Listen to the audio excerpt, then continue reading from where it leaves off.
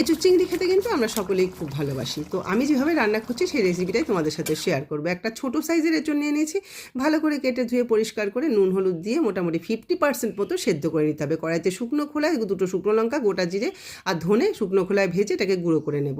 কড়াইতে তেল দিয়ে দিচ্ছি, চিংড়ি ভেজে নেব, নুন হলুদ মাখিয়ে নিয়েছি, 1 মিনিট মতো হাই ফ্লেমে ভেজে নিতে হবে। ওই তেলের মধ্যেই সেদ্ধ করে রাখা আলু আর এঁচোড়টাকেও দিয়ে ভালো করে ভেজে তুলে নেব।